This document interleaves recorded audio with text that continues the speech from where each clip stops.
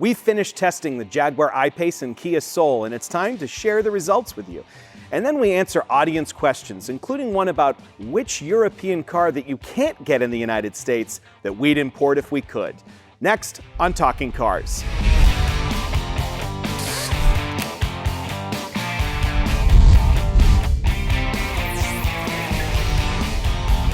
Hey, we're back. I'm Keith Barry.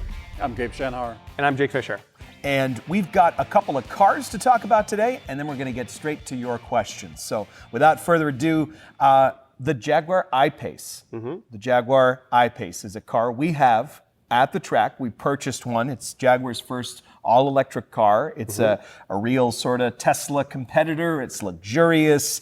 It has an interesting look. So we've had it for a while because we've been testing it. Now it's done with testing, so we can talk freely about it. Right? It's not in the room. We can be free. I mean, first of all, I still can never forgive Jaguar for calling it the I-Pace. It really needs to be the E-Pace, and I know they use that already, but it's like E, it's electric. Why would you call anyway? Electricity. Yes. Right. It's not an iPhone. Come on. Maybe it's not a Britishism either. Yeah. No. Yeah. Anyway, so U-Pace, I-Pace, whatever. We all pace. The I don't know. I mean, I kind of have a love-hate relationship with this car after driving it quite a bit. I mean, one thing about it is you realize when you compare it to some of the Teslas, it is a luxury car. And you realize that the Teslas aren't really. You know, when you get inside the interior of it, I mean, it's nice. There's nice materials. You feel like you're in something special. I mean, that is something nice about it. It's very modern and crisp and clean. If someone hasn't been in a Jag for a while, it's not wood and leather. It's right. Like, but I mean, again, that the modern, crisp and clean also kind of comes out in some of the infotainment system, which is a little bit not the best. You know, there's certainly some challenges to it. But I mean, that's a British understatement here. A little bit, but I mean, I'm sure the driving experience. I mean, it's quick and it's quiet. And it's got some things going. I mean, it still surprises me. Like you look at the pictures and it seems bigger. Yes. You actually get into it. It feels like kind of like a Golf. You know. I think it's a mind trick that Jaguar played with us because they kept comparing it before they debuted it to the Model X, and we kept thinking, oh, it's the same size as the Model X, which is like the minivan. This is not even near. This is tiny. Cargo room, which, you know, because of that hatchback design, that gets compromised, as well as the visibility, of course. Yeah. Oh, the visibility is tough. Yeah. I mean, I love driving the I-Pace. I mean, it's fast. It handles well. It has some, even some steering feel that's pretty rare these days in cars. And look at that phrase. Some steering feel. Yeah, it's connected to something. Yeah, it's fun to drive, but I'm less enthused about the electrical EV aspects of it. For instance, it doesn't have the Tesla ecosystem of supercharging. So you have to charge you have to charge that big battery, and it takes a long, long time. I mean, from near empty, it takes about 13 hours to charge. From like a home charger, right? From a level 2 to 40 volt charger. And also when you drive it and you're getting, I mean, I'm getting here with 14 miles in the range, and the car should tell me something. Hey, you know what? It's about time to start thinking about finding a place to recharge the thing. Nothing. No advanced warning whatsoever. Yeah, that is something really interesting. I mean, you think about, you know, what Tesla is doing right. I mean, certainly all the superchargers around, that is something right. And also, you know, in terms of just the efficiency of it, you know, it really is not competing. I mean, I suppose it really is kind of like, you know, it's not so much your cost per mile, it's more about like your range, but it's like Tesla really is quite efficient that we found in terms of their and ours was their electric. $87,000 is how much ours costs, and the range is well lower than a Chevy Bolt. Well, it's a heavy car. Yeah. So it's there's no heavy car. You know, you need a lot of energy to move it. So it's so with the 90 kilowatt hour battery, which is a little smaller than what Teslas have now. Teslas run 100 kilowatt hour batteries. It takes more energy to move that car, and it gets less miles from a given battery size. I mean, take the Chevy Bolt, for instance, with a 60 kilowatt hour battery, it gets longer range, but it's a lighter, smaller car. Yeah. But even with Tesla, I mean, they make some pretty big cars, but they're just more efficient with the battery capacity they have. You want a long range? you need a big gas tank, big battery. And we're seeing this already, and with cars that we haven't fully tested yet. But looking at the EPA expected range for cars like the Audi e-tron or the Mercedes EQC, the BMW iX3, it's like that. It's like the Europeans just seem to think that like luxury and 200 miles is enough.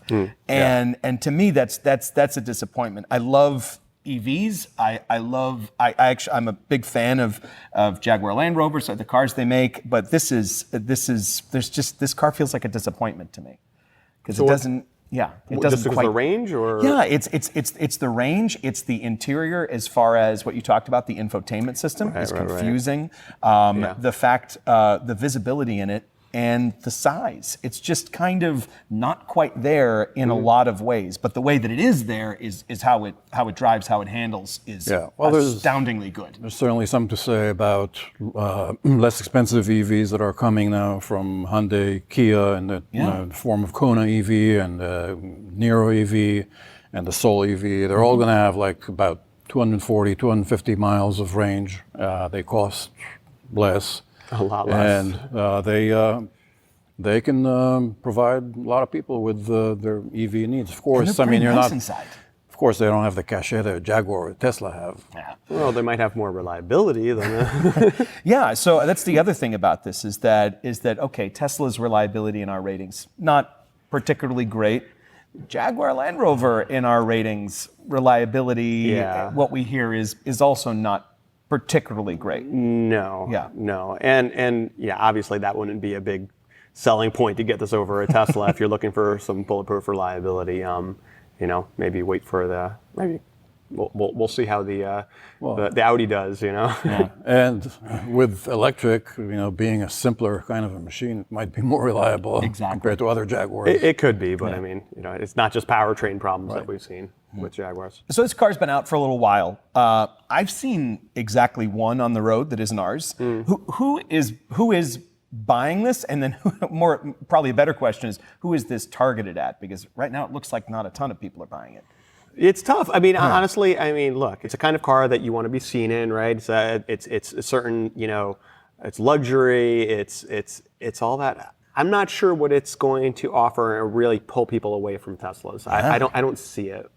I mean, if you, for some reason, have an aversion of buying a Tesla and you feel like you trust a well-established manufacturer, then you might be drawn to the Jaguar name. And, obviously this is what's happening in the luxury segment. I mean, if you, someone who can afford these kind of cars and you want to be seen as progressive and modern and with it, then you want to be electric. And if your distances and your driving pattern work for that, then you might be drawn to these kind of cars. But or the pure driving experience of it. But at the same time, I'll say that usually these customers are a little older, and if they want to cruise long distances in these kind of cars, these cars don't work for that. Yeah, maybe it'll stay at the house in Florida as opposed to. Yeah, I mean, look, you probably have more than one car in your stable. If you want something innovative, though, if that's where you want to be seen as, it just seems really hard to compete with Tesla. Yeah. If you want to be innovative and that. It's such a look. That car is such a statement. Yeah, exactly. And it's not just, it's a statement in so many different ways. And this car just sort of, it's.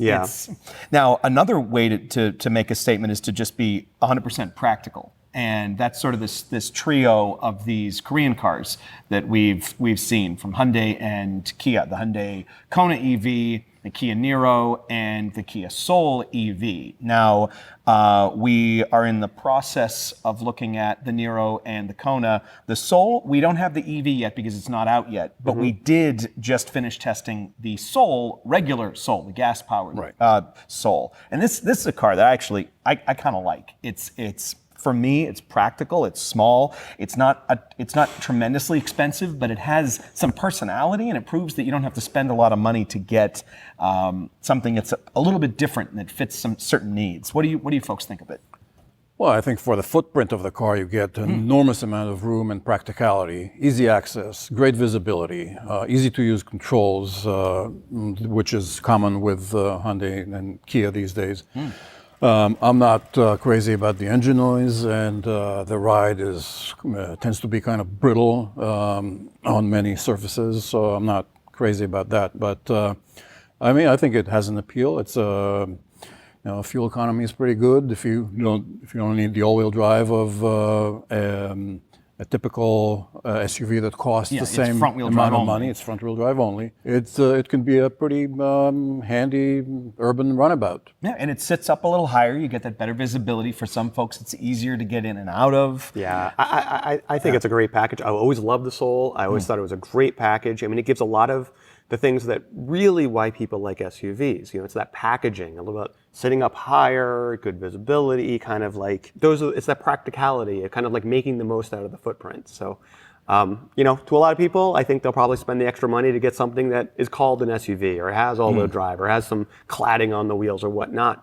But if you really want to be practical, it is a good choice, and it's going to be really interesting when they do come up with that EV because, you take the powertrain, which is pretty impressive, and you put into a package that has more versatility and more practicality. I mean, it could be a really nice choice. So the Soul EV already existed, and it had like a tiny little range on it. I mean, it was kind of a compliance car. Right. Yeah. But this new one is supposed to get almost 240 miles. Right. For a lot of people, that's going to be. And it's a car that doesn't scream, I'm electric, but it sort of... It stands out in its own way. Yeah, it does. I mean, it has this kind of a cheerful personality to it. Yeah. Yeah. It's like a puppy dog, It's kind of a... Like a hamster. Yeah, one could say. Right. Yeah, no, it's interesting, and we're looking forward to... Do we think we're going to probably get the electric version when it comes out? Goes on sale in the fall, we'll get one. Yeah, we just need Hyundai and Kia to promise not to do any more cars off this platform because 3's enough. Yeah, and maybe make at least one of them available nationwide, because some of these are still limited to the California emission states. The PZEV states. Exactly. Zero emission states. So for a lot of our viewers, might not ever see any of these on the road for a little while because they're few and far in between, except for on the coasts and a couple other places. So in this price range, we've started to see more of these sort of front-wheel drive only crossover-y type cars like the Nissan Kicks. Is there really what is the competition for the Soul? Yeah, I mean it's kind of a little vague, but I mean technically you have the Fiat 500L, which everybody forgot about if they ever knew about it. You have. I rented one in Italy once. Yeah. I rented one in Spain. It's a lot better with a stick shift. It is. I did diesel It's stick. a lot better with the stick shift. You could argue that some of those new crop of front-wheel drive only SUVs like the Nissan Kicks you mentioned and the Toyota CHR might be competitors. They don't have the practicality. They don't have the visibility. Yeah, the rear end sort of has that slope to it. Yeah. But some of them might have a more comfortable ride than the Soul. Yeah. Well, I think a lot of people might be looking at this car on price, they might be looking at smaller sedans, maybe, or. I'm not seeing. I mean, it's kind of like its own animal. Yeah, I mean, it's closest kind of like the Scion XB was kind of the last incarnation of that was kind of similar, but I don't see a lot of crossover, no pun intended, between sedan buyers and the Soul. But and price. I mean, it's $25,000, so it's not as inexpensive as you think it is because I mean it starts at $19,000, but it comes pretty stripped. No automatic emergency braking. Exactly, no none of features, that. And we bought the EX, which is really a worthwhile kind of a thing to do because you get the power seat, you get automatic climate control, heated seats, good stuff. So for more on both of those vehicles, check out consumerreports.org. And that's enough from us. Now on to your questions, which you send, thankfully, to TalkingCars@iCloud.com. And a little hint for you. There's a better chance of getting on the air if you send us a video question. So if you've been waiting a while, maybe put yourself on camera and get your face on there. Because right now we don't have any video questions. We only have written ones, but they're good ones, and I'm excited to answer them. So the first one is from Ozzy from Los Angeles, who asks, what should consumers expect in terms of software when they take their cars in for maintenance? Can software updates make a noticeable difference in a car? How much can I expect to be charged, and will they ever become part of a regular maintenance schedule? I just dropped my own personal car off today at the dealer for a software update to make something about it less terrible. Okay. and this is increasingly becoming a way that cars get fixed. Yeah. Well, we see a lot of that. I mean, we have a lot of new cars, and there's a lot of updates now in it's like, right. I mean, everyone's got, a smartphone or a computer, and they're always updating. Now the cars are doing this. The crazy thing about the cars is it's all over the place. And sometimes they'll just put the software updates in when you have regular maintenance. Sometimes they'll let you know. Sometimes they'll do it over the air. And it all depends on what kind of car you have.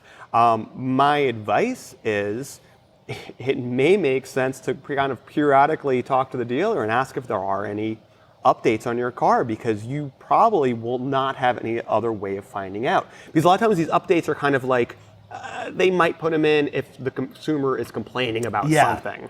So it's like, hey, I want that update. And they can change everything from the way your infotainment system works to the shift points. Or, absolutely, there's a lot of changes. Everything. And the other thing about it, though, is if your car's working good, maybe you don't want those changes. So sometimes, I mean, we actually had a case with, it was our Jeep Wrangler that we were testing, and they actually did an over-the-air software update that actually disabled the infotainment system. Well, it came from like Sirius XM. Right. But it affected. And it shut off your backup camera, it shut off your climate control. It affected a lot of cars. Yeah. And, we contacted, Fiat Chrysler, and we're like, what's going on? They're like, oh yeah, a bunch of cars have that. Hopefully, we're working on an update. Hopefully that'll fix it. Should be out within a week. And within a week, they fixed it. But it's like, it's a bit frightening, because what happens when they do a software update that updates the brakes that don't work out right? So it is a bit freaky. There was a software update to the brakes of our Tesla Model 3, and that was what changed our score of it, basically, right? Right. Yeah. I mean, that update happened to be good. It resulted in shorter braking distances, but what if it went the other way? Yeah, right. And we're seeing more car companies. I mean, Tesla was sort of one of the first, but more and more car companies are allowing these over-the-air updates. They're promising to just send them out, because sometimes when you bring a car in for a software update, the dealer takes a USB, stick, sticks it into the car, and uploads it, and you have to drive all the way there just to. But the other side is like when they So we had our it was our Volvo, I think. We were evaluating pilot assist, and we were going through Which is its sort of a automation system. Partial automation system. And we put it in for our oil change, and it came out, and the pilot assist was operating differently. And they had put a update on there, and it actually changed some of the menus and changed some of its functions. So it would be great if there was a little more consistency in how this happens. Yeah. I had to, with my car today, I had to ask, and they said, oh, that's part of the service anyway. So I would have come back and my infotainment system menu would have changed, and I wouldn't have known. Right. So it's always great to figure out while you're driving, right? Yeah, am I losing it, or is it the car? Well, maybe both. Probably both. All right, our next question is from Michael, who asks, CR has often recommended buying reliable used cars 10 years or older. Can any older car really perform quietly and smoothly as new? Wouldn't people be better off buying a cheaper new car? I think there's a bit of a misunderstanding there, because I think we don't necessarily recommend buying a 10-year-old car. Well, right. We don't say if you're buying a used car, go for a 10-year-old car. We say, if you are looking at a certain price point, there are some 10-year-old vehicles that you should consider. And I think that's totally true. Now, there are sometimes you could buy a newer car that maybe isn't quite as nice, and newer cars do have advantages because newer cars often have more safety, or maybe they've been designed to get around the latest crash tests. But there are plenty of 10-year-old cars. I mean, we're talking, a 2009 cars. My wife, her 2006 Prius. I mean, this car is almost like brand new. I mean, it drives like it was 150,000 miles. There are cars out there that really don't deteriorate that much. And there's probably a lot of newer cars that, maybe are in rentals that. Typically, our advice is get a 3-year-old car that's off lease, maybe a pre-owned, as it's called, certified pre-owned. With some warranty. With some warranty left in it, with, a decent, not overly used with a lot of mileage. But I don't think we ever recommended anyone to go seek out a 10-year-old car, even though there are some 10-year-old cars that are in good shape. And to his question, can a 10-year-old car be as quiet or as refined as a new car? It's pretty rare. I mean, the standards have been moving up. I mean, there are maybe some isolated cases where a car from 10-year-old a 10-year-old Lexus LS might be quieter than the current one. That's the example I was thinking of. Well, but I mean, it all depends, you know. I mean, there are, again, 2009, there were some pretty nice cars that drove really well. And if it's properly maintained, it can operate as good as it was. So, I mean, some cars get better, some cars get worse. And, you know, depending on how the car is maintained, and if there's something wrong with it, you might see something different. But, you know, cars can last quite a time now. Yeah, buy the newest, safest, most affordable car you can afford. Right. Yeah. Yeah. All right. The next question, and our last question, is from Vincenzo, who says, "Greetings from Italy." I love these. We have international viewers. It's great. I love it. What is the European car model that you would love to be sold in the U.S. market, and why? I promise I didn't pick this one just because of my own personal interests, but. Well, now that Alfa Romeo made a comeback, we don't need anything else. So thanks for that. But I mean, I will say that you know, every now and then we travel, we rent cars that aren't available here. I just came back from France and Germany. I rented a Peugeot 2008. But I mean, one car that I would say is very intriguing is the Alpine. It's it's the A110. A110. Yeah. It's related to Renault. It's a sports car, mid-engine sports car, kind of like maybe a cross between a Lotus Evora and a Porsche Cayman. So it's like the Alpha 4C almost. Almost, yeah. So that's I haven't driven it, but from what I understand, it's a hoot to drive. What do you think? It's a Volkswagen. It's their camper van, the California. Ooh. And Did not see it going in that direction, see but it I guess coming. I should have. You should. With your beard and everything you've gotten outdoorsy. I'm getting ready for it. And your own history. Yes. My parents used to have microbuses in the '60s, which are now worth zillion all the money. But it just, I mean, it's neat, you know, to be able to have something that's kind of a smaller footprint. I mean, you could get it with a stick shift. You know, it's got the pop top, and you could sleep there. And it's, you know, RVs don't have to be enormous. RVs could be something you could actually park in a grocery store parking lot. And what's really frustrating specifically is they call it the California. They sell it in Europe as the California, and they don't sell it in California. I mean, is this kind of like a big like? Did they sell the Chevy Monza in Italy? I sure hope not. Yeah, I hope not. Well, okay, maybe you're onto something. No, but really, I love that as an idea, and especially now with Instagram, you know, hashtag van life, all that. I think that's they're missing an opportunity here. I think so. My choice is a little more. I've also done a lot of driving of rental cars and tried to get forbidden fruit, and it's one of those never meet your heroes things sometimes. But I will say that a car that did impress me was the Peugeot 308. And it's a little bigger than the 2008's kind of the taller. The 308's comes as a hatchback, sedan, wagon. It's like a golf type kind of car. And I gotta say, I really liked how it handled. It was taut without being too harsh. And also the 508 as well is larger. The Peugeot 508 sedan and wagon, and they're beautiful. So I'm cracking up because when we had our Volkswagen vans, the other vehicle we had was a Peugeot 504 diesel stick shift. So that doesn't surprise me. That is actually a garage that goes together. Right. But I guess, I mean, Peugeot has their office in Atlanta. They say there might be some. They're talking about coming back in 2026, which of course is, I mean, by that time they have enough opportunity to change their mind. Well, if they do come back, we'll be sure to buy one and review whatever is on sale there in the future. It'll probably have a plug, but we'll have it here. So thanks so much for watching, listening, Talking Cars at iCloud.com. For your questions, head over to consumerreports.org to learn about any of the cars that we talked today, except for some of the Peugeots and the Alpine. Thanks so much. We'll talk to you soon.